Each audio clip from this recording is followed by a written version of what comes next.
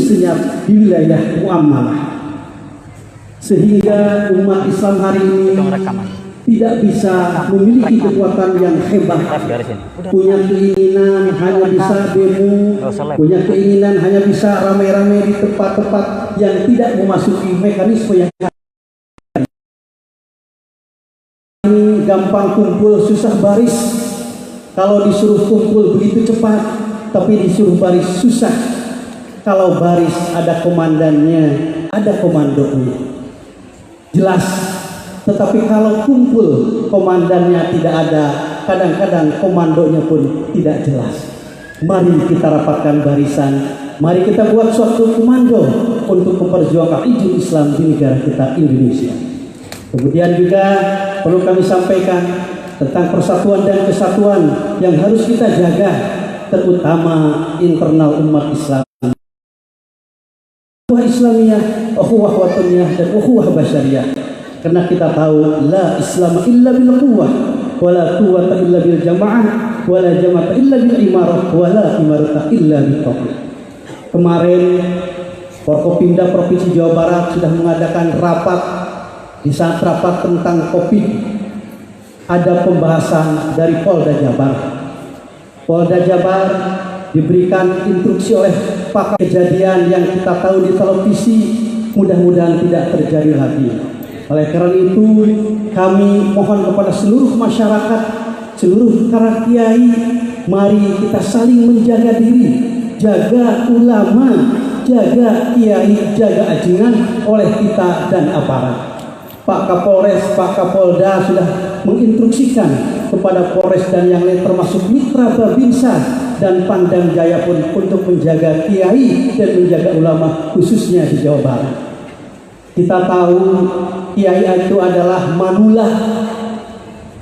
Pak Kiai yang akan ceramah hari ini yang terkenal dengan UAS adalah manula alias manusia yang langka.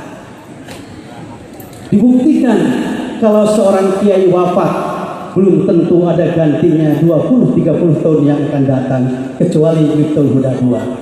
Tapi kalau pejabat yang mau habis, yang meninggal belum habis pun sudah banyak yang deklarasi ingin menjadi gubernur, sudah banyak yang deklarasi untuk menjadi presiden dan bupati yang lainnya.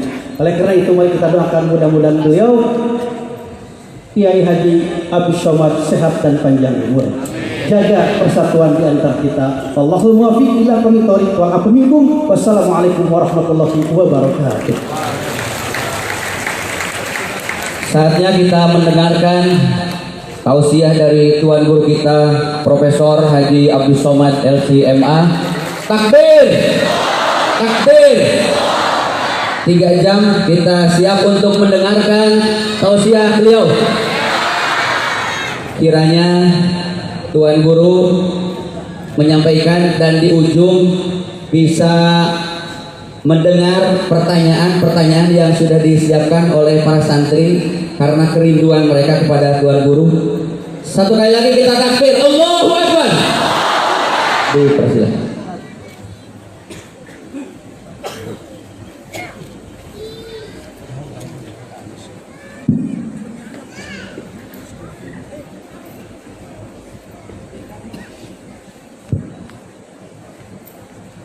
Bismillahirrahmanirrahim. Assalamualaikum warahmatullahi wabarakatuh.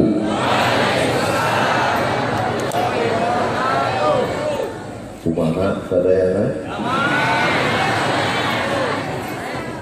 Nikmat terbesar bisa berkumpul bersama para ulama di tengah majelis ilmu, di tempat orang-orang soleh. Kita syukuri nikmat ini dengan mengucapkan Alhamdulillahi Rabbil Alamin.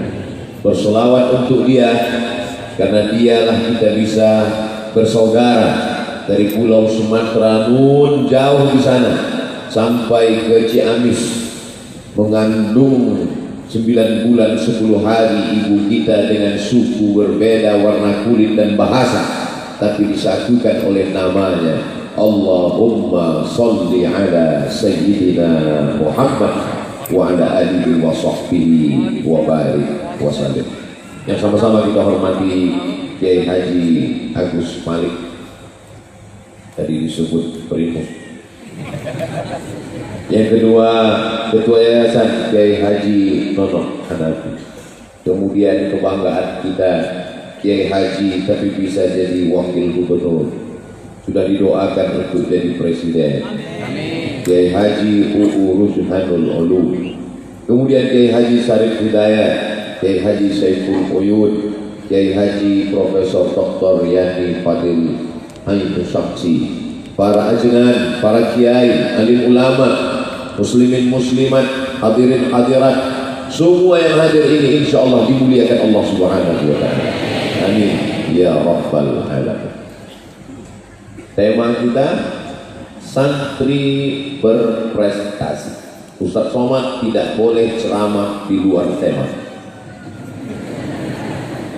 Santri berprestasi. Mana dia santri yang berprestasi itu? Ada di hadapan Ustaz Abdul.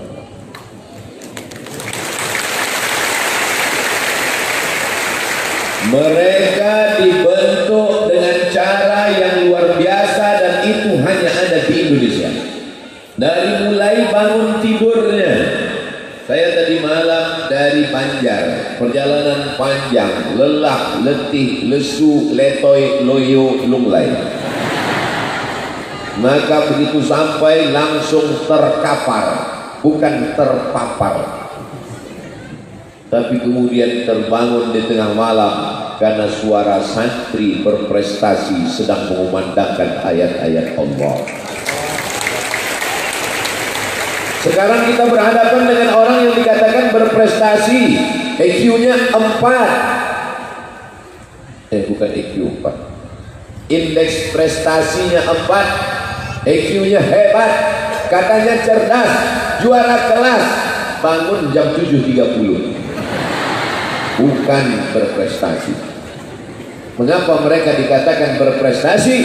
Mereka berprestasi bukan karena prestasinya di kampus, di kelas, di lokal. Mereka berprestasi yang pertama melawan dirinya sendiri, melawan ngantuknya, melawan tidurnya. Kalau matanya saja tidak dapat dia lawan, apalagi Belanda dan Jepang. Mereka berprestasi. Kenapa? Wa minal laili fatahajjad. Berat bunyi kalimatnya. Tahajjud, lawan kantukmu, lawan tidurmu, lawan matamu. Dan mereka berhasil melawan itu semua. Mereka berprestasi.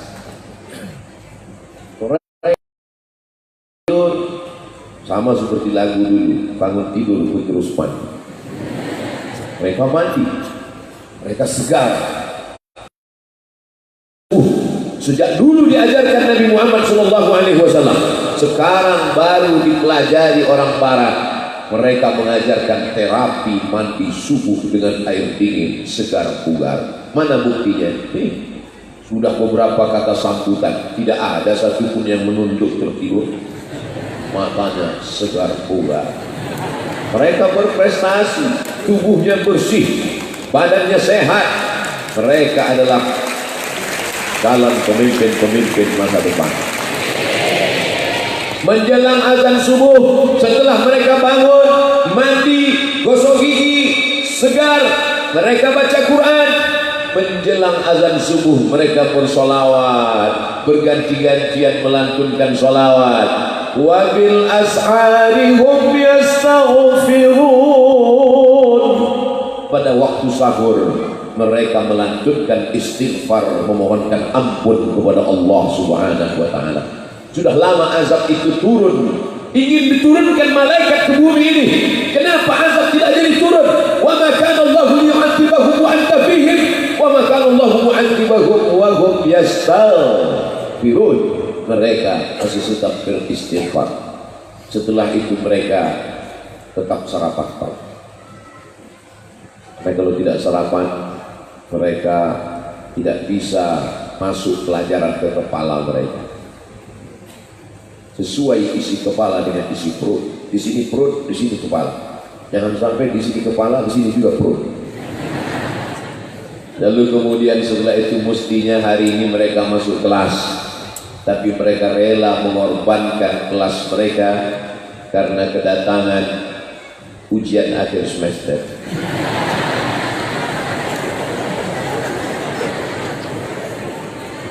Karena semua isi ceramah ini insya Allah akan masuk ujian. Masya Allah, tabarakallah. Jadi mereka bukan berprestasi lalu kemudian disematkan titel, lalu kemudian mereka dianggap mahasiswa yang luar biasa S1, S2, S3, tapi mereka berprestasi dari mulai zahir, batin. Bukunya diperiksa, azfaraka kukumu inna syaitana yaq'udu ma qala minha. Saya masih ingat dulu di pesantren itu semua diperiksa, dari mulai rambut sampai gigi sampai semuanya, dari ujung rambut sampai ujung kaki. Mohon maaf, Ustaz Abdul Somad tadi sholatnya di rumah kiai, tetap berjamaah kami, karena kalau kami masuk masjid, masuknya cepat ke masjid, cuman keluar dari masjid ini yang lama. Banyak jebakan-jebakan Batman. Santrinya sayang semua sama Ustaz, semua ingin bersalaman, semua ingin mengambil barokah-barokah para ulama, para kiai, para ajunan.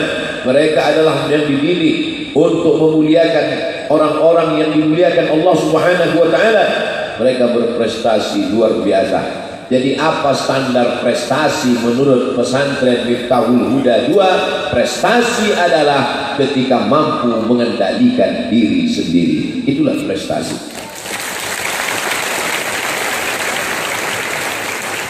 Berapa orang tua yang sanggup membangunkan anaknya bangun pagi? Berapa orang tua yang sanggup membangunkan anaknya untuk mandi pagi? Berapa orang tua yang sanggup mengajarkan anaknya untuk bersolawat, untuk berzikir, untuk beristighfar sebelum azan subuh? Sulit orang tua melakukan itu. Tapi ketika dia serahkan anaknya ke pesantren, anaknya mendapat label santri, maka mereka mengamalkan itu 3 tahun, 5 tahun, 6 tahun lamanya. Setelah keluar mereka dari pesantren ini, mereka adalah orang-orang yang mandiri, mandi sendiri, mandiri. Mereka tidak perlu lagi dibangunkan, karena mereka adalah orang-orang yang Allah bisa karena biasa. Mereka terbiasa, pakaiannya putih bersih, pecinya ada yang hitam, ada yang putih. Mereka adalah anak-anak yang terdidik luar biasa. Daftarkan segera anak-anak Anda ke Miftahul 2 sebelum tanggal penutupan berikut ini. Jangan lupa potong videonya, upload ke Instagram, ke YouTube, subscribe, like, and share. Nah, setelah mereka berhasil di pesantren selama 6 tahun lamanya, zahir batin mereka sehat, kepala mereka diisi dengan nahu, sharaf, mantik, ma'ani, bayan, balaghah, fikih, qawaidul fikih, usul fikih, fikih ibadah, fikih muamalah, fikih siasah. Diisi pula dengan ulumul hadis, mustalahul hadis, rijalul hadis, muskilul hadis, mukhtaliful hadis. Diisi pula kepalanya dengan arud qawafi, diisi kepalanya dengan tajwid, tahsin Al-Qur'annya, hafalannya luar biasa. Lalu kemudian ada pula tafsir wa ulumul Qur'an. Maka setelah itu silakan engkau terbang sejauh mata memandang. Di hari petang kau akan pulang karena kau tahu di mana letak sarang. Silakan mau jadi apa? Anak-anakku sekarang lihat ke depan, kau mau jadi apa? Silakan, tinggal pilih saja. Oh, saya mau sibuk di bidang tarbiyah. Ikut jejak Kiai Haji Agus Malik di bidang tarbiyah. Saya sibuk di bidang harakah. Ikut gerakan Kiai Haji Nono Hanafi, harakah, menggerakkan jamaah. Saya mau sibuk di bidang siasah. Tinggal ikut jejak Kiai Haji Uu Rujhanul Ulum di bidang siasah. Mereka tidak pernah kelahi, tidak pernah Kiai Uu mengatakan ngapain sibuk di pesantren aja, mesti sibuk di siasah.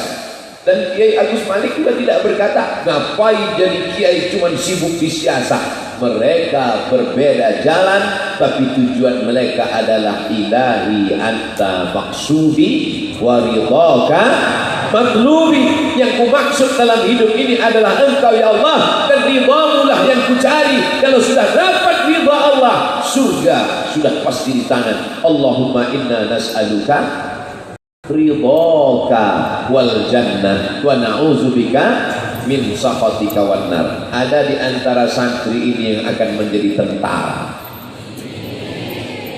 Nampaknya enggak banyak yang mau. Tapi kalian mesti ada yang jadi tentara, anakku. Supaya apa? Supaya ketika aku yang ceramah, kalian yang mengawal, sehingga yang gila-gila jadi waras.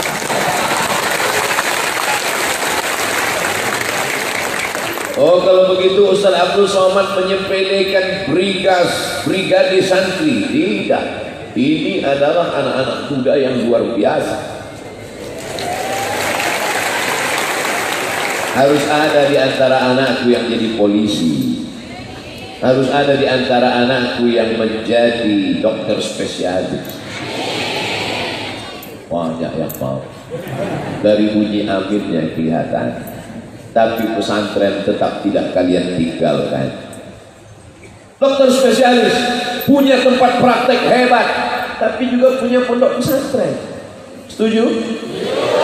Malahan dokter spesialis itu pesantren yang luar biasa. Tahfizul Quran, yatim piatu, fakir miskin, gratis semuanya. Siapa yang tidak senang? Impian masa depan. Waktu kalian punya pondok pesantren, kalian jadi polisi, kalian jadi tentara, kalian jadi pengacara, kalian jadi hakim agung, kalian menjadi dokter, kalian punya rumah sakit. Ketika itu Abdul Somad sudah mati dimakan cacing tanah. Tapi saya tidak sedih. Sebab apa? Sebab pahala kalian mengalir ke makam Abdul Somad. Inilah namanya multi level marketing. Bukan 5%. Saya tidak dapat aliran pahalanya 10%. Saya tidak dapat aliran pahalanya 50%. Man dalla ala khairin falahu mithlu ajri fa'ilihi. Abdul Somad dapat 100%. Nampaknya banyak yang enggak setuju.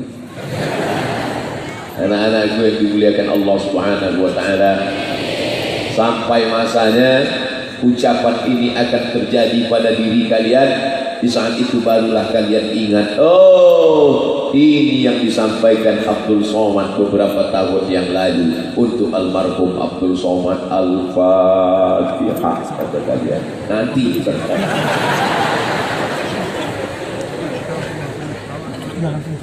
gajah umurnya sama dengan manusia, matinya 60-70 tahun. Tapi gajah begitu lahir sempoyongan, tegak berdiri, langsung lompat bisa lari. Tapi manusia tidak begitu. Dia mesti merangkak, dia mesti belajar duduk, dia mesti belajar berdiri. Setelah itu baru berlari. Proses manusia lambat. Mengapa manusia lambat? Karena dia mesti diisi dengan ilmu pengetahuan, mesti diisi dengan akhlakul karimah. Di pesantren inilah kalian dididik. Akidahnya Imam Abul Hasan Al-Asy'ari, fikihnya Muhammad bin Idris Asy-Syafi'i, tasawufnya Junaid Al-Baghdadi, ahlus sunnah wal jamaah, sampai mati tetap la ilaha illallah Muhammadun Rasulullah.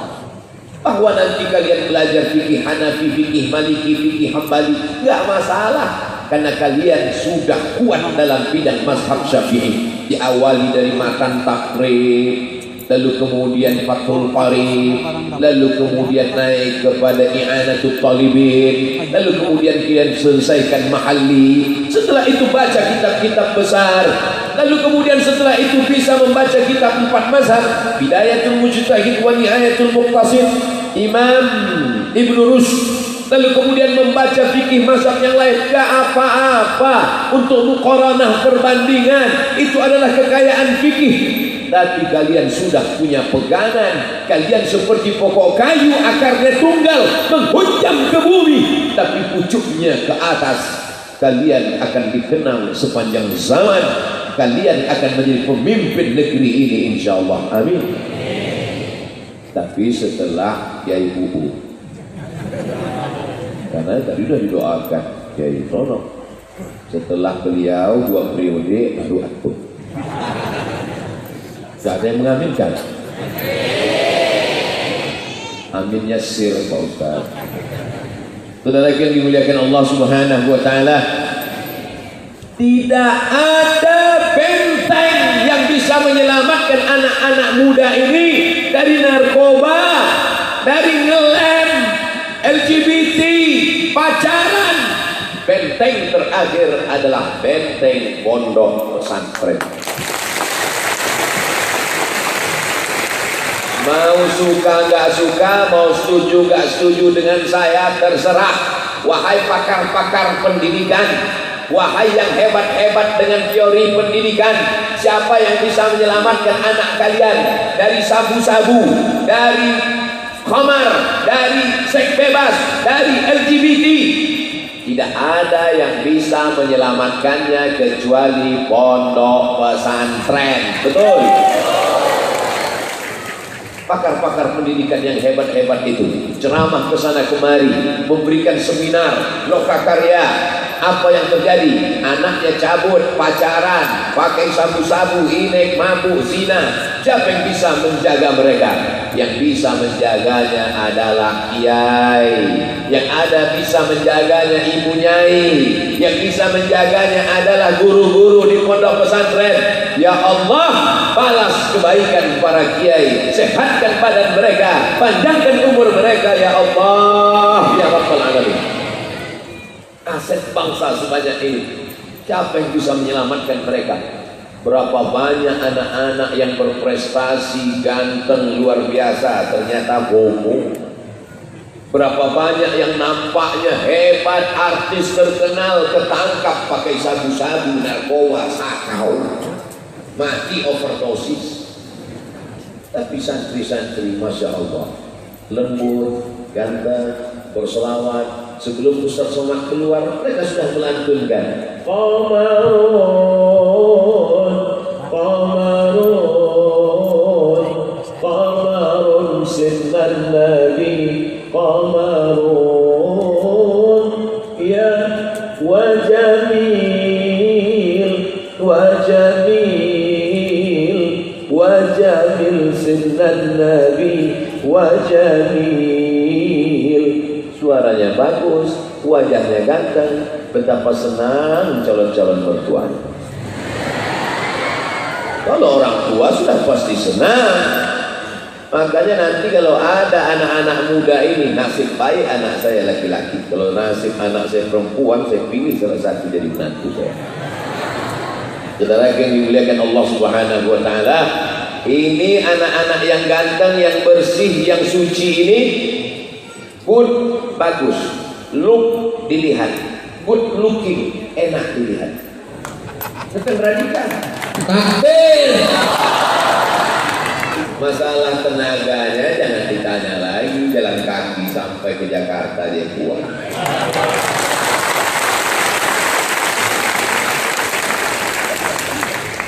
Kalau nggak percaya aja lagi. Mereka ini kuat semua.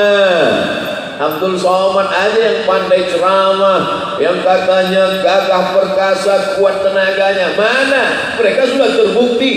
Saya melihat di televisi secara nyata, meleleh air mata saya melihat mereka berjalan, datang orang kampung membawakan minuman, makanan, mensupport mereka. Akhirnya begitu mereka sampai di Monas, disambut dengan gegap gempita. Takbir. Kami di Pulau Sumatera, nun jauh di sana, menonton di televisi, melihat mereka berjalan sampai akhirnya mereka sampai ke tempat tujuan. Di peluh hari terlintas di pikiran saya, mungkinkah aku bisa berjumpa dengan mereka? Allah menyambut doa itu hari ini dipertemukan Allah. Allahu Akbar. Ada rasa di dalam lubuk hati paling dalam yang kecil, aku ingin jumpa dengan mereka, aku ingin bersalaman dengan mereka, dikabulkan Allah di musim Covid. Yang katanya nggak mungkin bisa keluar kota, yang katanya nggak mungkin bisa ketemu, yang katanya nggak mungkin, tapi Allah berkehendak. Innama amruhu idza arada syai'an ayyakuna lahu kun. Hari ini Allah mau membuktikan, hai Abdul Somad, semua manusia mengatakan tidak, tapi kalau Allah enten. Itu diajarkan di kepala santri. Santri-santri diajarkan demikian. La in ijtama'atil ummatu, berkumpul semua umat ala ayyadurruka bi syai'in, ingin memudaratkanmu. Semua umat di dunia ingin berkumpul memudaratkanmu. La yadurruka illa bi syai'in qad kataballahu alaik. Tidak akan terjadi kalau tidak ditetapkan Allah Subhanahu wa taala. Rufi'atil aqlam, pena sudah terangkat, wa jaffatis suhuf, tinta sudah terangkat, pena sudah terangkat, kertas-kertas takdir sudah kering, kematian sudah di tangan kuasa Allah. Ketakutan tidak memperlambat kematian, keberanian tidak mempercepat kematian. Allah yang berkuasa atas segala sesuatu. Wa huwa ala kulli syai'in. Itu kan yang ada dalam kepala kiai, yang ada dalam hati santri, maka mereka bisa berjalan sejauh itu. Saya melihat di Google Map aja capek. Saya tulis Ciamis ke Jakarta, enter. Beloknya banyak sekali. Berapa jam baru sampai? 4 jam sekian menit. Mereka bisa. Ternyata punya kekuatan. Kekuatan itu datang dari mana? La haula wa la quwata illa billah. Saya sebetulnya tidak layak menceramahi anak-anakku sekalian. Andai dibuat peraturan di depan pintu gerbang, yang boleh ceramah di Miftahul Huda 2 hanya yang pernah jalan kaki dari Jakarta ke Ciamis. Untung itu gak ditulis itu. Yang boleh ceramah di sini hanya yang lulus fit and proper test. Saya datang kemarin cuman tapi mereka tidak sombong, mereka tidak angkuh, mereka menerima siapapun yang datang. Abdul Somad yang datang pakai mobil silakan ceramah. Abdul Somad yang gak kuat jalan kaki silakan ceramah. Mereka punya prestasi tapi tidak angkuh dan sombong. La yadkhulul jannah, tidak masuk surga. Man kana fi qalbihi, siapa yang dalam hatinya mithqal habatin min khardalin min kibrin, ada sombong sebesar biji sawi. Kenapa mereka tidak sombong? Karena mereka dididik oleh para kiai. Tadi pagi waktu mau makan, Ustaz Abdul Somad silakan sarapan, saya ambil piring. Santri-santri duduk di samping meja makan. Pas saya mau ngambil sup, saya mau senyum ke mereka, mereka nunduk.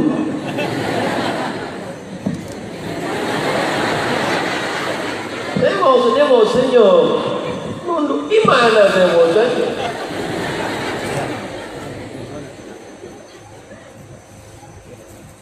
Oh, ternyata setiap setengah jam ganti mikrofon.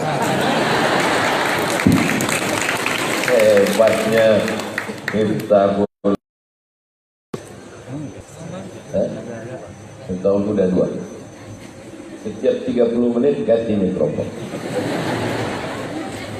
Tidak hanya ganteng, tidak hanya kuat fisik kakinya, tapi juga mapan secara ekonomi. Gimana mau buat pesantren besar, businya dari kereta api?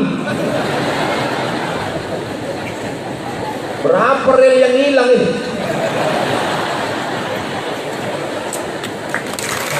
Oleh sebab itu, ini santriwan-santriwati ini nanti akan menjadi entrepreneur. Cita-cita mereka tinggi, setinggi bintang di langit, tapi kaki mereka tetap injak ke bumi. Sebab kalau kakinya injak ke bumi itu hantu. Mereka adalah cita-citanya luar biasa. Ada di antara mereka nanti yang akan menjadi pedagang tahu tempe. Gak banyak yang mengaminkan. Memang dia pedagang tahu tempe, tapi ekspor-impor 5 kontainer sehari ke Jepang. Tadi pas bilang tahu tempe, pas 1 hari 5 kontainer ke Jepang. Amin. Saudara yang dimuliakan Allah SWT, cita-citanya mesti tinggi. Ini pas ditanya, nah cita-citanya mau jadi apa? PNS. PNS cuma 2 juta sebulan. Ustaz Somad mentang-mentang udah keluar dari PNS. Ya, bukan itu. Banyak orang sekarang standar berhasilnya kalau sudah PNS. Anaknya di mana sekarang? Alhamdulillah sudah tamat dari ITB. Udah PNS? Belum. Misalnya ada 2 anak muda mau meminang anak gadis. Calon mertuanya nanya, yang mana yang PNS? Yang ini. Yang ini masih ya wira swasta. Kira-kira yang diterima wira swasta atau PNS? Tuh ngaku. Kalau semua mau jadi PNS, gimana alam kita akan terjaga, terpelihara? Maka mesti lahir entrepreneur dari Pondok Pesantren Miftahul Huda 2. Nanti saya akan ketemu dengan alumni Miftahul Huda 2, tiba-tiba datang ke Pekanbaru Riau. Assalamualaikum warahmatullahi wabarakatuh. Waalaikumsalam. Kamu dari mana? Dari Ciamis. Alumni Miftahul Huda 2. Iya betul Pak Ustaz. Mau apa nih? Mau mengembangkan karamba ikan Pak Ustaz. Ikan apa? Ikan paus. Saudara yang dimuliakan Allah Subhanahu wa taala, maka ke depan sumber daya alam Indonesia yang gemah ripah loh jenawi, tongkat dan batu jadi tanaman, ini mesti dikelola dengan baik, dan yang mengelolanya itu adalah anak-anak pesantren. Walau anna ahlal qura amanu, kalau penduduk negeri itu beriman, wattaqau, dan takut kepada Allah. Syaratnya cuma 2, iman kepada Allah dan takut kepada Allah, maka Allah akan berikan 2. La fatahna alaihim barakat, akan kami bukakan barokah minas sama, dari langit, wal ard, dari bumi. Indonesia akan menjadi baldatun thayyibatun wa rabbun ghafur. Pondok pesantren tetap tumbuh, yang memperbaiki di bidang siasah politik tetap ada di antara anak-anak ini yang menjadi bupati, wali kota, wakil gubernur, menteri, presiden, menteri BUMN, menteri luar negeri, dan semuanya. Amin. Koordinasinya akan terjalin dengan baik. Maka menjadi santri bukan kehinaan. Menjadi santri adalah prestasi luar biasa. Jangan ketika di pesantren merasa dibuang orang tua. Saya tidak mau itu terjadi pada anak. Jangan nanti sore-sore duduk di bawah pohon bambu. Sampai hati ayah membuang aku ke pesantren. Duduk sore-sore, mulutnya terbuka. Bukan cuma lalat yang masuk, hantu pun masuk. Kerasukan, bebeki. Tapi insya Allah semuanya tenang, semuanya betah di pesantren. Semuanya tahan kuat di pesantren. Pesantren zaman sekarang gak seperti di pesantren zaman Ustaz Abdul Somad dulu. Ustaz Abdul Somad di pesantren kurang gizi. Banyak teman-teman Ustaz Somad dulu ketika sholat sujud yang pertama sekaligus sujud terakhir. Gak bangun-bangun, tidur. Tapi anak-anak pesantren Miftahul Huda sehat-sehat semua. Dulu teman-teman Ustaz Abdul Somad malam baru boleh tidur jam 11. Jadi habis sholat isya itu semua harus baca buku. Wow, teman-teman Ustaz Somad bawa kamus al-mujid wal muslim. Rupanya untuk bantal.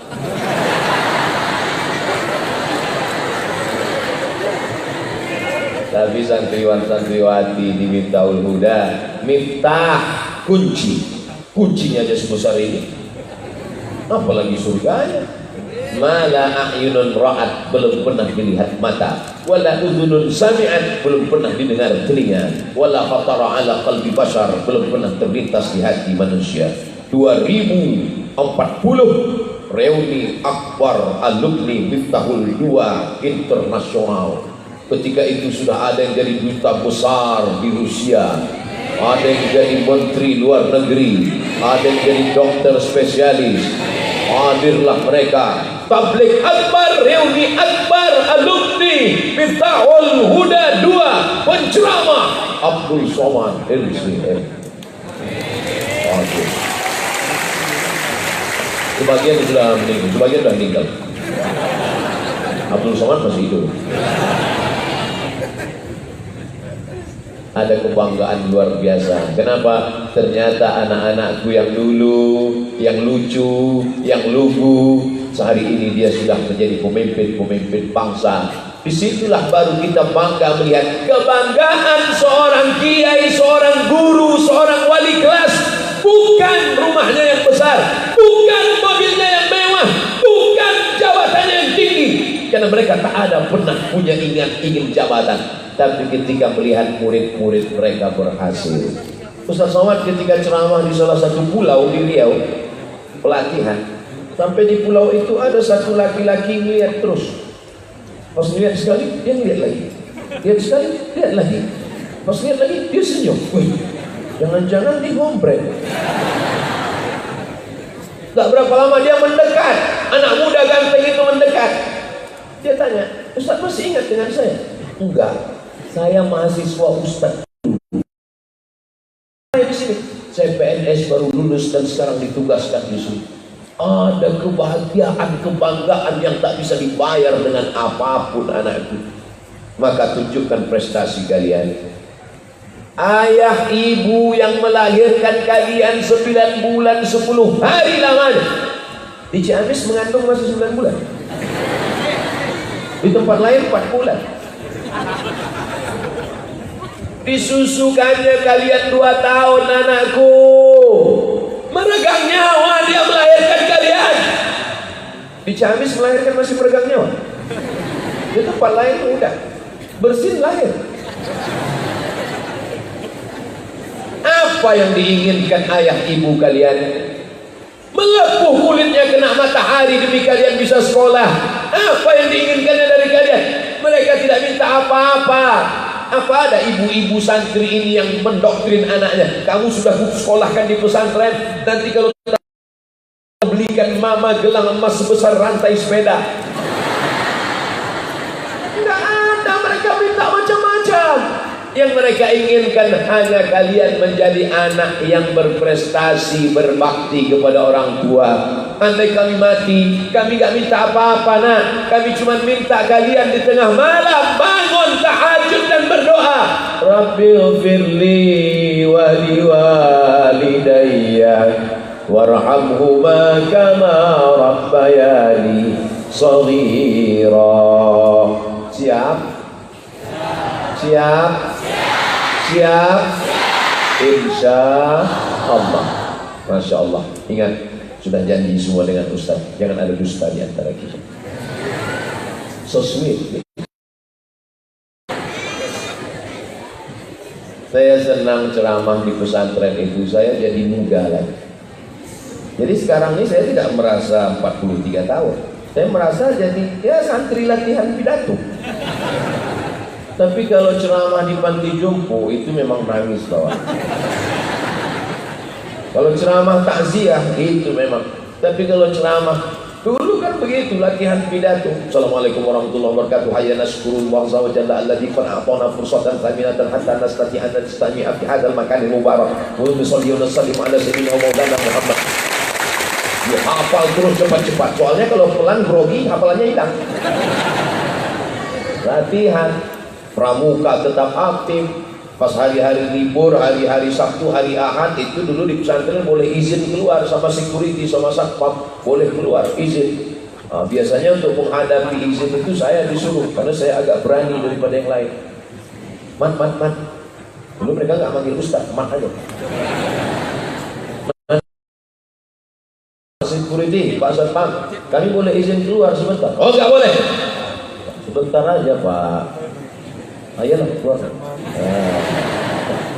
Cuman berteman mesti dengan kawan sahabat yang baik-baik. Jangan berteman yang enggak baik. Ustaz dulu sebetulnya baik, cuman teman kurang baik. Ustaz baik, teman kurang baik, ngajak cabut. Ustaz enggak mau, cuman karena godaannya kuat akhirnya.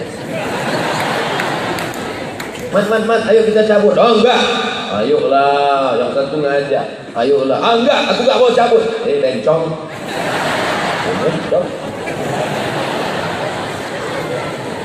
Begitu kuatnya pergaulan. pergaulan. Tapi kalau di pesantren insya Allah baik-baik semua. Kalaupun ada yang nakal-nakal, preman, ya preman syariat.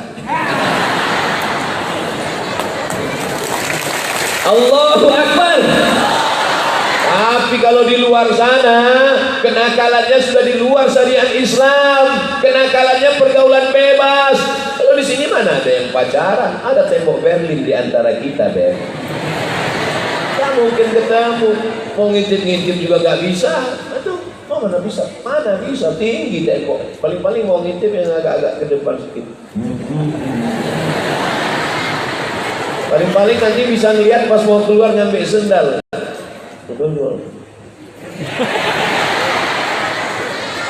Kalian tetap terjaga di pesantren, terjaga zahirnya, terjaga batinnya, terjaga kemaluannya, terjaga kehormatannya, terjaga rambutnya. Kalau kita pergi ke pasar mau beli buah apel, buah jeruk, mau apel jeruk yang dibungkus plastik atau yang terbuka kena matahari lisut? Yang dibungkus plastik atau yang terbuka kena matahari? Yang dibungkus plastik, paham? Gak paham, banyak-banyak makan obat pencerdas otak. Mereka paham, tapi porsi kepala mereka sudah dihabiskan oleh matan al-ajurrumiyah. Mereka sudah dihabiskan oleh al-kawakibud durriyah. Mereka sudah dihabiskan oleh matan al-fiyah lengkap dengan syarah Ibnu Aqilnya. Sudah dihabiskan oleh kitab tafsir Jalalain dengan syarah Sawinya. Sudah dihabiskan oleh Sahih Bukhari dengan Fathul Barinya. Sudah dihabiskan oleh matan Arba'in dengan syarah Al-Fathul Mubin bi Syarih Al-Bari'innya. Maka tak pernah terpikir untuk yang lain. Andai pun ada yang kirim surat, sudikah denganku? Nantikan kupinang kau dengan bismillah. Inilah anak-anak muda yang berprestasi, insya Allah. Nanti setelah dia menjadi dokter spesialis, jilbabnya panjang, raut wajahnya teduh bekas air wudhu, tahajudnya di tengah malam, masuk dia ke rumah sakit Ciamis membawa jarum suntik. Bismillahirrahmanirrahim. Yasin wal Qur'anil Hakim, innaka laminal mursalin siratim mustaqim. Semua yang di ruang ICU itu sehat, minta pulang. Padahal semuanya selama ini stres, depresi, sampai mau mati. Begitu dokter spesialis yang alumni pesantren Miftahul Huda 2 itu datang, kedatangannya membawa rahmat, bukan membawa laknat. Tapi begitu datang dokter spesialis yang tidak tamat pesantren, yang tidak pernah belajar agama, yang rambutnya 3 warna merah kuning kelabu, bentuknya seperti durian, kukunya hitam semua, datang ngamuk-ngamuk, marah-marah. Mana pasiennya? Mana? Yang sakit-sakit itu langsung sakaratul maut. Ini Abdul Somad ini dalilnya dari mana? Huwallazi anzalas sakinata fi qulubil mu'minin. Siapa yang menurunkan ketenangan ke dalam hati pasien itu? Allah. Ala bidzikrillah tatmainnul. Baru dipegang-pegangnya, belum disuntiknya udah sehat. Loh, kok saya sehat ya Bu Dokter? Karena sesungguhnya sehat itu datang dari Allah. Obat itu hanya sarana saja. Yang ngomong gitu siapa? Dokter. Lama hidup banyak dirasa, jauh berjalan banyak dilihat, lama jadi ustaz banyak yang curhat. Dokter yang ngomong sama saya, Ustaz Somad, saya ini bukan dokter spesialis, saya ini dokter umum Pak Ustaz, tapi pasien saya lebih banyak daripada dokter spesialis. Kok bisa gitu Pak Dokter? Karena sebenarnya jamaah itu sakitnya bukan sakit badan, tapi sakit jiwa. Jiwanya sakit, kering kerontang. Setelah diajak ngobrol, setelah diajak dialog, dibacakan zikir dan doa, dia langsung sehat. Loh, mobil pulang sudah siap? Oh, parkir. Saya sangka pesawat sudah manggil di Cengkareng. Penumpang Abdul Somad segera naik ke pesawat. Ting ting ting ting. Habis tema yang pertama, santri berprestasi. Yang kedua, alam bersih. Santri berprestasi 45 menit. Tadi saya mulai jam 7.15, sekarang jam 8. Temanya 3. Pertama, santri berprestasi 45 menit, 1 mikrofon. Yang kedua, alam bersih. Apakah sesuai tema dengan keadaan pondok pesantren? Sesuai, alamnya berseri. Pohon-pohon kayu tidak ditumbang, tuh pohon durian belum berbuah. Durian kan? Ini pula ada pohon bambu.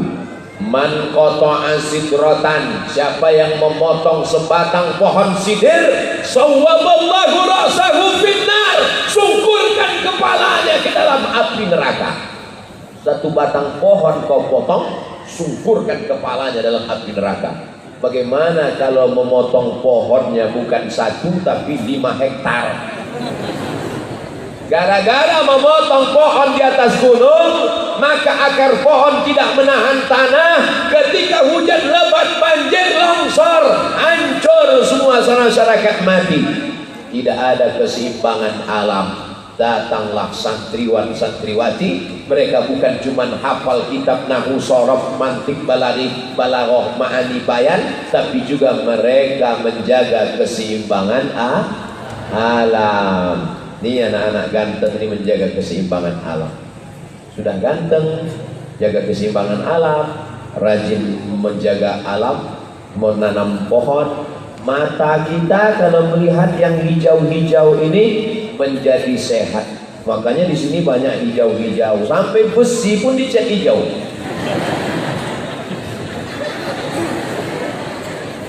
Karpetnya pun hijau.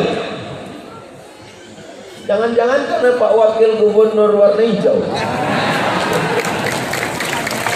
Korbannya pun warna hijau. Nabi itu punya jubah. Setelah jubah di dalam, itu punya jubah lagi di luar, namanya burdah. Burdatun khadra, burdah Nabi berwarna hijau. Dan nanti orang masuk surga itu pakai pakaian sutra, sundus istabrak khudrun, berwarna hijau. Makanya jangan heran kalau ulama kita sorbannya hijau, jubahnya hijau, burdahnya hijau. Dan memang kata Imam Abu Hamid Al-Ghazali meninggal tahun 505 Masehinya 1111. Kalau mau mata awet, banyak-banyak ngelihat warna hijau. Nah, lihat deh. Saya dulu percaya aja, orang yang ngomong ulama, cuman anak zaman sekarang kan pasti dia mau logikanya apa? Banyak-banyak lihat warna hijau, pakai baju warna hijau, pakai jubah warna hijau, lihat alamnya hijau. Dalilnya guys, orang sekarang kan lagi gak percaya sama ulama, gak percaya, tapi ternyata mereka sendiri yang membukakan rahasianya. Masya Allah, tabarakallah. Dokter-dokter kalau operasi pakai jubah, jubahnya warna.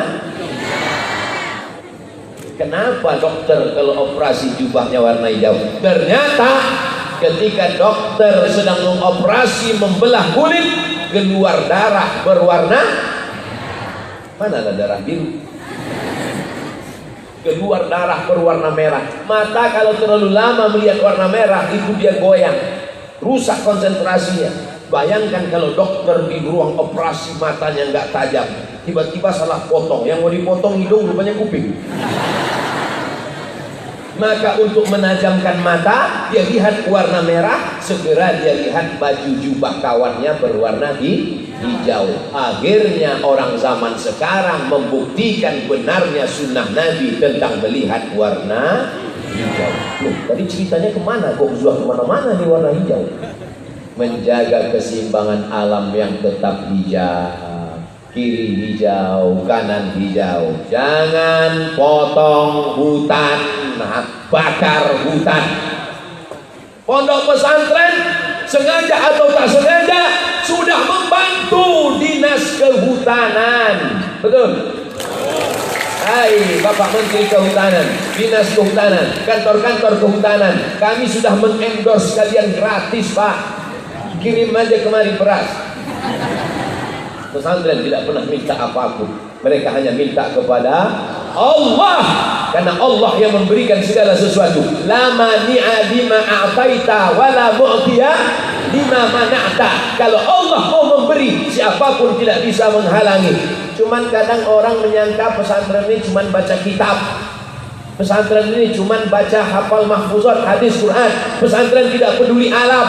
Pesantren amat sangat peduli alam, karena kalau alam tidak dijaga, air menjadi kotor. Kalau air sudah kotor, maka wudhu tidak sempurna. Kalau wudhunya tidak sah, maka sholatnya tidak sah. Mala yatimul wajib illa bihi fahuwa. Selesai, game is over. Maka santri, santriwan, santriwati menjaga keseimbangan alam. Idza waqa'at 'ala ahadikumul qiyamah. Kalau kamu sudah mau mati, napasnya sudah satu-satu. Judul lagunya Menghitung Hari. Lagu yang kedua Setengah Napasku Pergi. Wa fi yadihi fasilah, tapi di tanganmu masih ada bibit korma. Kau sudah mau mati nak, tapi di tanganmu ada bibit korma. Wal yughrisha, tanamkan. Untuk apa nanam korma? Kita sudah mau mati. Bukan kau yang akan memakan manisnya, bukan kau yang akan bernaung di bawah daunnya yang rimbun, tapi kau tetap dapat pahalanya. Kiai 38 tahun yang lalu menanam tanaman ini. Toh hari ini beliau sudah di alam barzakh. Tapi kalian yang berada di bawah pohon bambu, kalian yang berada di bawah pokok kayu, pahalanya tetap mengalir kepada mereka. Untuk para kiai pendiri pondok pesantren pendahulu kita, lahumul Fatihah. A'udzu billahi minasyaitonir rajim. Bismillahirrahmanirrahim. Alhamdulillahi rabbil alamin. Arrahmanir rahim. Maliki yaumiddin. Iyyaka na'budu wa iyyaka nasta'in. Ihdinas siratal mustaqim. Siratal ladzina an'amta 'alaihim ghairil maghdubi 'alaihim waladdallin. Amin. Ada spanduk tulisannya besar, one man one tree, satu orang menanam satu tanaman. Departemen Kehutanan. One man one tree, satu orang satu pohon. Ini sudah diajarkan Nabi 14 abad yang lalu. Andai kau mau mati, sudah hampir sakratul maut, di tanganmu ada bibit korma, tanamkan. Kita disuruh menanam. Seandainya kita tinggal di negeri yang tropis, menanam tanaman tidak heran, tidak aneh. Tapi yang menyampaikan disuruh menanam ini Nabi Muhammad sallallahu alaihi wasallam, di tengah gurun pasir di kota Al-Madinah Al-Munawwarah, kering kerontang. Mudah-mudahan anakku semuanya dapat rezeki halal, bisa berkunjung ke makam Rasulullah SAW. Lihat nanti anakku, di sana ada satu kebun korma yang ditanam dengan tangan Nabi Muhammad sallallahu alaihi wasallam. Sampai hari ini korma itu tetap hidup, tidak mati. Ketika itu Salman Al-Farisi dijanjikan oleh tuannya, Salman, aku akan memerdekakan engkau dengan syarat engkau tanam 300 batang korma, aku akan merdekakan engkau. Salman menanam korma 1 batang, 2 batang, lewat Nabi Muhammad SAW. Nabi bertanya, ada apa Salman? Aku menanam korma ya Rasulullah. Tuanku menjanjikan kalau aku tanam 300 batang, aku akan merdeka. Nabi ikut menolong Salman, dan hari ini kebun korma itu terus mati induknya, datang anaknya, mati anaknya, datang cucunya, mati cucunya, datang cicitnya, mati cicitnya. Aduh, entah apa lagi namanya. Tapi yang jelas sampai hari ini masih ada, bisa dimakan buahnya, disebut dengan korma Nabi. Man tasabbaha, siapa yang pada waktu paginya makan 7 butir korma Nabi, tidak diganggu setan sampai sore, dan tidak akan kena racun. Tidak kena racun, tidak diganggu setan. 7 butir waktu pagi. Siapa yang nggak percaya, silakan makan 7 butir, datang ke dukun santet, silakan santet.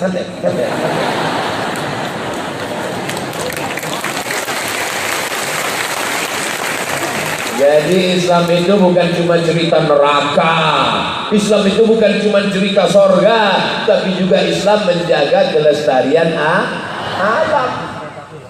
Islam cerita tentang COVID. Masa iya? COVID kan baru datang belakangan Pak Ustaz. Islam sudah cerita tentang COVID. Idza sami'tum bihi, kalau kamu mendengar ada suatu wabah terjadi di suatu negeri, la taqdimu ilaihim, jangan datang ke negeri itu. Wa idza waqa'tum bihi, kalau kamu berada di suatu negeri, di negeri itu ada suatu wabah, la takhruju firaran minhu, jangan lari keluar dari negeri itu. Itulah yang dikenal sekarang dengan PSBB. Kalau zaman Ustaz waktu kecil dulu, PSPB, Pendidikan Sejarah Perjuangan Bangsa. Nabi sudah cerita tentang COVID, pelayanan masyarakat ketika terjadi suatu wabah. Apa kata Nabi? Firra minal majzum, firaraka minal asad. Larilah engkau dari penyakit menular seperti engkau lari dari seekor singa. Ada yang pernah melihat COVID? Enggak, COVID hanya bisa dilihat dengan mikroskop. Jangan dipakai mikroskop jadi kacamata. Nanti melihat hidung orang seperti terowongan Mina. Oleh sebab itu tidak ada yang bisa melihat COVID. Makanya ada yang menantang COVID. Hari ini ada yang menantang COVID. Mana COVID? Biar saya makan pakai bakwan. Tapi Nabi mengajarkan firra minal majzum, firaraka minal asad. Larilah engkau dari wabah penyakit seperti engkau lari dari seekor singa. Nabi sedang mengumpamakan sesuatu yang tidak terlihat dengan mata, kuman, bakteri, wabah diserupakan dengan singa. Makanya tadi kita diajarkan pakai masker, menjaga kesehatan. Ustaz Abdul Somad pun tetap jaga protokol. Mana tuh Ustaz ceramah nggak pakai masker? Makanya digantungkan terus dari tadi. Pakai masker kan nggak di dagu Pak Ustaz, di mulut. Oke, kita pasang di mulut. Allah Akbar.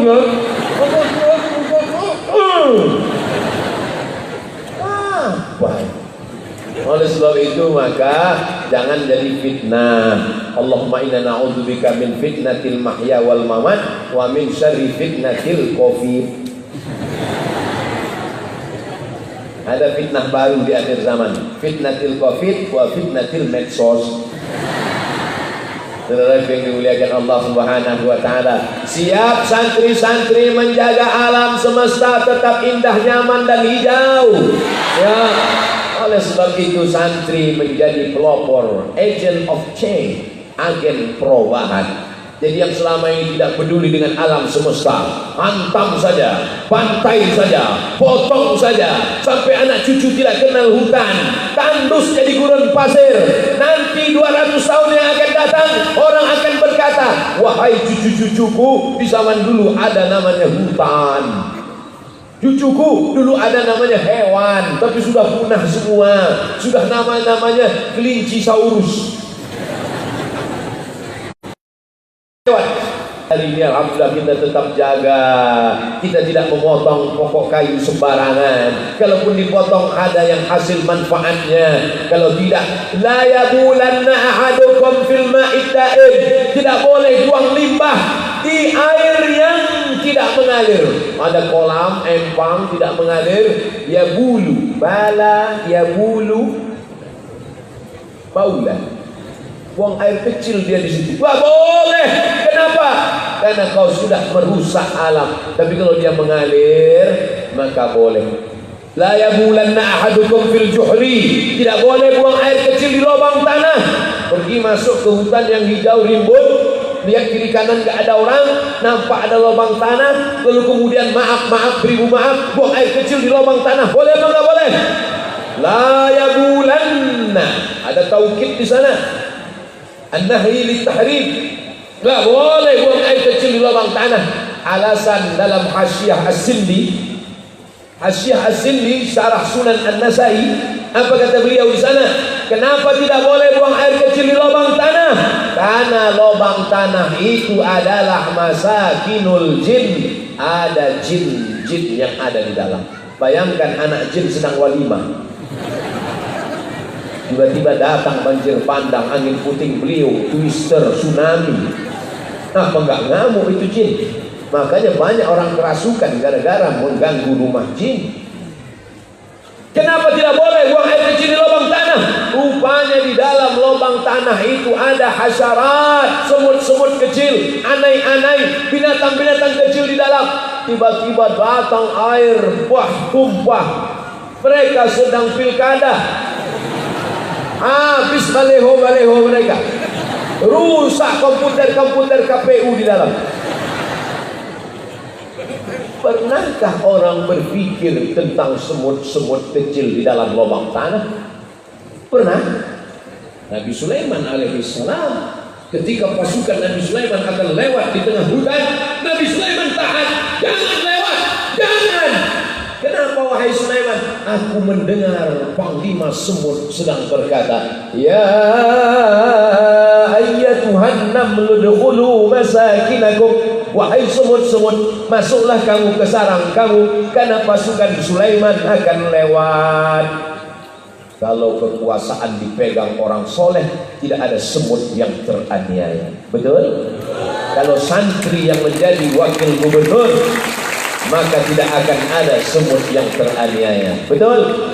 Makanya doa Kiai Nonom tadi jangan cuma sekedar wakil gubernur, tapi akan menjadi pemimpin Indonesia di masa akan datang. Setuju apa enggak setuju? Setuju apa enggak setuju? Bukan saya yang ngomong, Kiai Nonom. Ustadz Somad kata Kiai Nonom, tetaplah menjadi ustadz guru bangsa, ceramah kesana kemari. Ustadz Somad tetap di bidang dakwah, Kiai Nonom di bidang harakah, Kiai Agus tetap di bidang tarbiyah, Kiai Uu di bidang siasah. Semuanya bekerja sama, tidak saling menyalahkan. Wa ta'awanu 'alal birri wa taqwa. Kami seperti main bola. Kiai Agus Malik tetap jaga gawang. Beliau tidak kemana-mana, dia menjaga gawang jangan sampai kebobolan. Tapi kemudian Kiai Nonom menjadi back, menjaga. Abdul Somad menjadi strikernya, menyerang ke depan.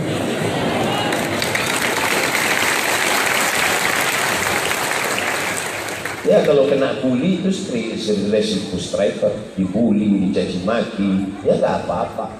Baca aja di komen-komen di YouTube, komen-komen di Facebook, caci maki, sumpah serapah. Ustaz Somad nggak marah? Nggak pernah saya baca. Baca, saya baca. Cuman saya nggak bisa balas, orang passwordnya saya nggak tahu. Admin. Saudara yang dimuliakan Allah Subhanahu Wa Taala. Pesantren ikut menjaga alam, santri berprestasi, alam berseri. Yang terakhir, bangkitkan negeri. Siap membangkitkan negeri kita? Indonesia pernah menjadi kebanggaan dunia. Macan Asia, macan Asia menggelegar, semua takut. Begitu dia tersenyum, nggak takut lagi. Ternyata macan itu ompong. Nanti akan lahir macan-macan Asia. Dari mana lahirnya? Dari pondok pesantren.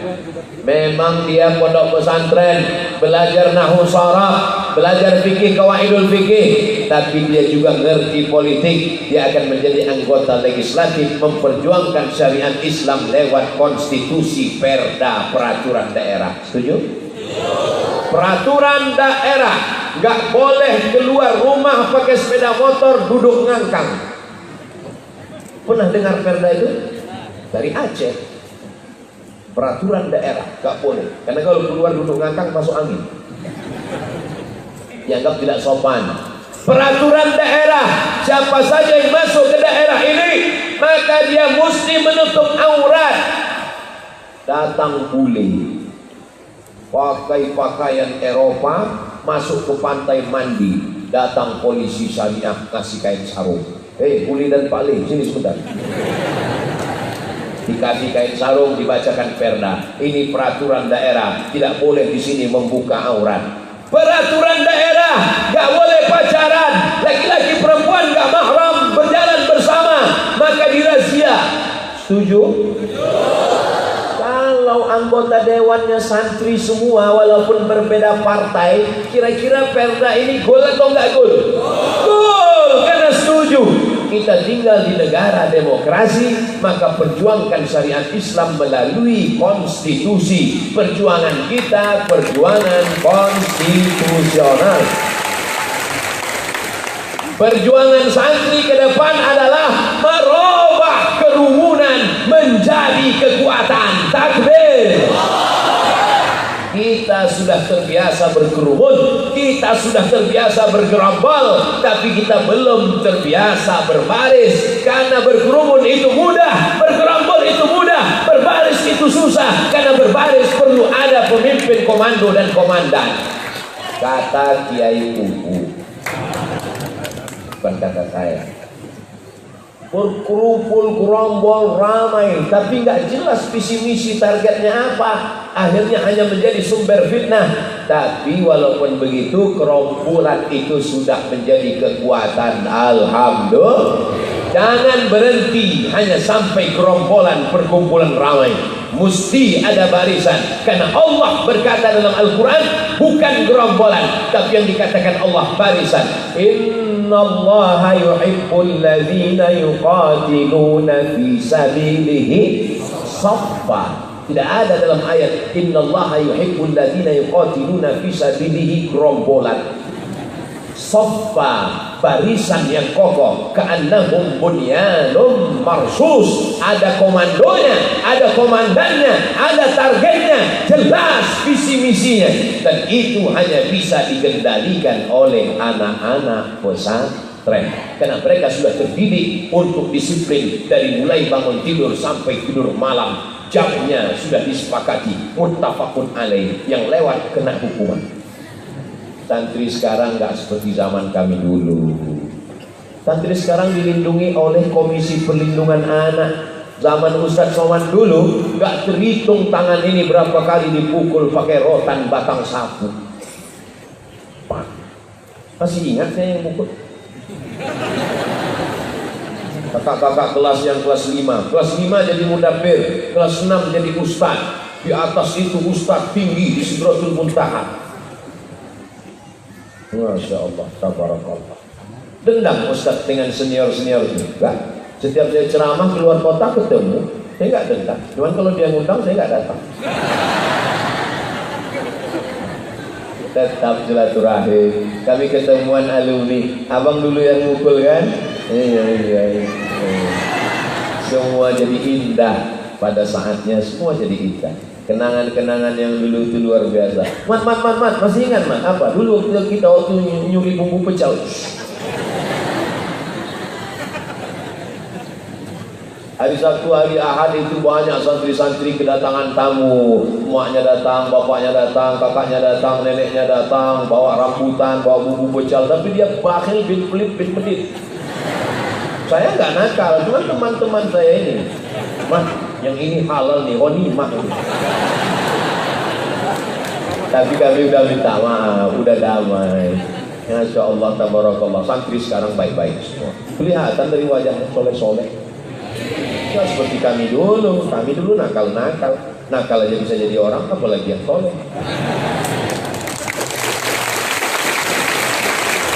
Sekarang banyak orang yang pesimis melihat Indonesia. Gimana Indonesia ke depan? Saya tidak pernah pesimis. Makanya saya suka datang ke pesantren. Pesantren membangkitkan optimisme. Saya tetap semangat. Tidak mungkin sebanyak ini anak-anak yang soleh ini tidak akan mungkin mereka ini 1, yang 2, 3, 5 akan memimpin negeri ini. Sekarang hanya sudah ada kiai yang jadi wakil gubernur, betul? Oleh sebab itu ke depan kalianlah yang akan memimpin negeri ini, anakku. Takbir. Santri berprestasi, alam berseri, bangkitkan negeri. Ceramah Abdul Somad sesuai materi. Jadi nanti mudah aja. Kalau ada yang nanya, apa ceramah Abdul Somad? Udah tinggal buat itu aja. Saya selalu ceramah itu biasanya pakai poin 1, 2, 3 atau sesuai dengan tema. Tujuannya apa? Supaya santri-santri kalau ditanya gurunya mudah ngasih jawaban. Apa judul ceramah Abdul Somad? Santri berprestasi, alam berseri, bangkitkan lagi. Intel juga kalau ditanya atasan sudah dijawab. Apa ceramah Abdul Somad tadi? Siap komandan. Santri berprestasi, alam berseri, bangkitkan lagi. Mata bubar barisan. Berapakah thariqah yang ada di dunia? Di Indonesia ada namanya Jam'iyah Ahlul Thariqah Al-Mu'tabarah. Presidennya Habib Lutfi bin Yahya Pekalongan. Habib Lutfi bin Yahya memberi saya gelar Syekh Abdul Somad.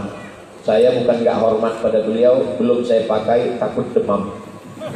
Karena namanya terlalu besar. Di kampung saya kalau ada anak demam, dilihat, oh ini namanya terlalu besar. Jadi bawaannya meriang panas dingin. Syekh Lutfi bin Yahya, Presiden Thariqat. Yang paling besar di Maroko namanya Thariqat Tijaniyah. Kemudian Thariqat Syaziliyah. Itu ulama besar ilmu hadis namanya Syekh Muhammad bin Abdullah bin Siddiq Al-Umari, Syekh Abdullah bin Siddiq Al-Umari, Syekh Abdul Aziz bin Siddiq Al-Umari, Syekh Ahmad bin Siddiq Al-Umari. Tarekat mereka adalah Syaziliyah, Syekh Abdul Hasan Syazili. Ada lagi tarekat Qadiriyah, dia adalah Syekh Abdul Qadir Al-Jilani. Ada lagi tarekat Syaziliyah, Abdul Hasan Al-Syazili. Ada lagi tarekat Darqawiyah. Ada lagi tarekat Ahmadiyah, bukan Ahmadiyah Ahmad Mirza Ghulam Ahmad, bukan, tapi Syekh Ahmad Sidi Ahmad Al-Badawi. Ada lagi tarekat Naqsyabandiyah, Bahauddin An-Naqsyabandi. Ada lagi tarekat Syattariyah, Ahmad Syekh Abdullah Syattari, namanya tarekat Syattariyah. Jadi tarekat itu banyak. Kalau di Mesir ada namanya Al-Majlisul A'la Lis Turuq As-Sufiyah. Al-Majlisul A'la Lis Turuq As-Sufiyah. Dan majlis ini boleh utusannya duduk di parlemen. Waktu zaman saya di Mesir, ketua Al-Majlisul A'la Lis Turuq As-Sufiyah namanya Syekh Ahmad Omar Hashim, rektor Universitas Al-Azhar yang juga ahli hadis. Jadi di sana ahli hadis, profesor, doktor, rektor, tapi juga mengamalkan tarekat. Tarekat itu adalah jalan untuk mengingat Allah Subhanahu wa Ta'ala. Jadi jangan kelahi antara Syaziliyah dengan Naqsyabandiyah dengan Qadiriyah, kemudian Abah Hanom, kombinasi antara dua TKN, tarekat Qadiriyah wan Naqsyabandiyah. Kalau mau mengamalkan tarekat, yakinkan dua. Yang pertama ada silsilah sanadnya. Yang kedua ada mursyidnya orangnya soleh. Kalau ada sanadnya, tarekatnya mu'tabar, lalu kemudian mursyidnya orang soleh, silakan amalkan. Tarekat kita adalah tarekat mu'tabarah, tasawufnya sunni, bukan tasawuf falsafi, ahlus sunnah wal jamaah. Ustaz, ini ada tarekat baru. Tarekat apa namanya? Tarekat Somadiyah. Yang mendirikannya siapa? Uwas. Oh, nggak bisa, karena dia tak ada silsilah. Kita ikut aja yang sudah ada silsilahnya. Al-isnad minad din, laulal isnad laqala man sya'a ma sya'a. Kalau bukan karena sanad, orang akan ngomong seenaknya saja. Fanzuru amman ta'khudhu dinakum. Perhatikan kamu ngambil agama ini dari siapa? Bersanad dari kiai-kiai kita sampai kepada Imam Muhammad bin Idris Asy-Syafi'i, bersanad dari guru-guru kita sampai kepada Imam Abdul Hasan Al-Asy'ari, bersanad dari guru-guru Habib kita sampai kepada Syekh Bahauddin An-Naqsyabandi, sampai kepada Nabi Muhammad sallallahu alaihi wasallam.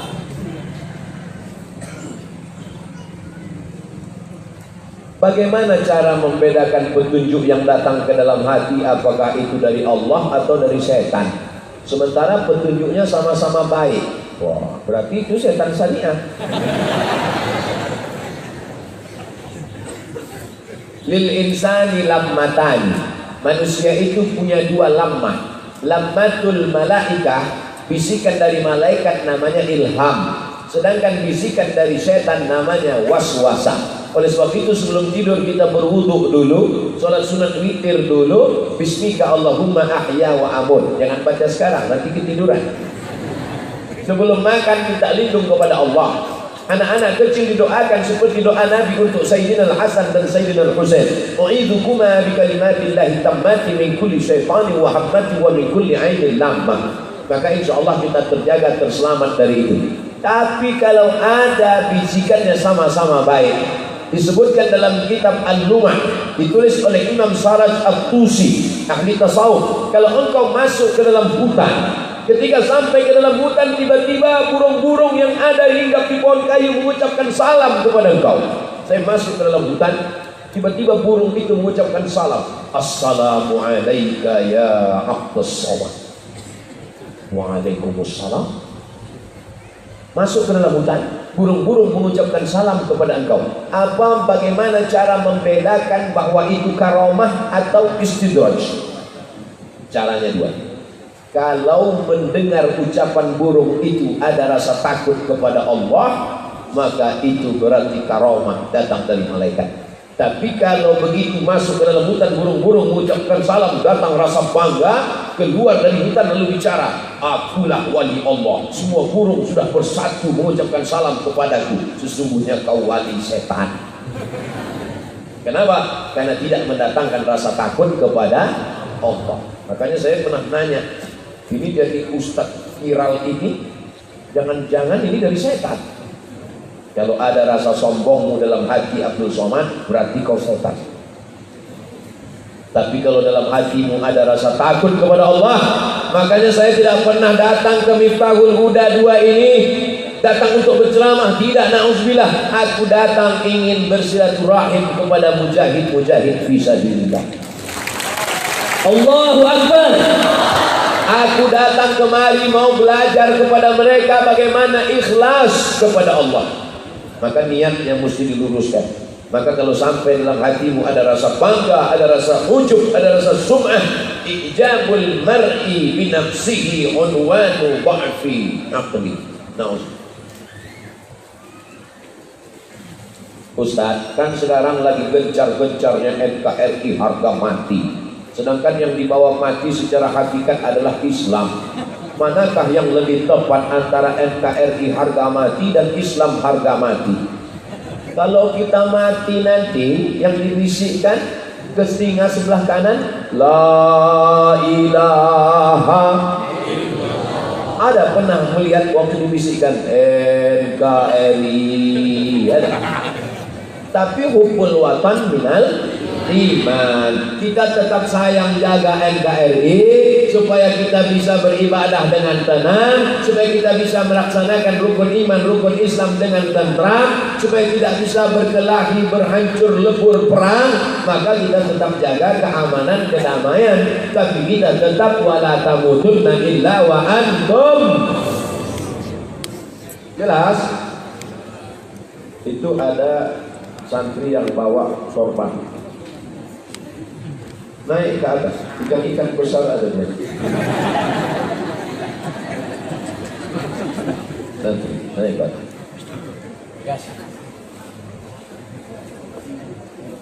Mohon pencerahannya menyikapi hukum waris di zaman sekarang. Laki-laki perempuan itu disamaratakan. Padahal dalam konsep Al-Quran jelas bagian laki-laki dan perempuan itu dibedakan. Dalam kasus ini boleh apa tidak? Lidzakari mislu hadzil unsayain. Anak laki-laki dapat 2 kali bagian anak perempuan. 2 kali diulang Allah dalam Al-Quran. Tidak ada ayat yang paling detail, ayat paling lengkap kecuali tentang waris. Walakum nisfu ma taraka azwajukum illam yakul lahunna walad fa in kana lahunna waladun falakumur rubu'. Kamu dapat setengah harta istrimu kalau tidak ada anak. Kalau ada anak kamu dapat 1/4. As-sumun 1/8, as-sudus 1/6, as-sulus 1/3, an-nisfu setengah. Disebutkan secara detail Al-Quran. Siapa yang merubah hukum Allah, wa man lam yakum bima anzalallah fa ulaika hum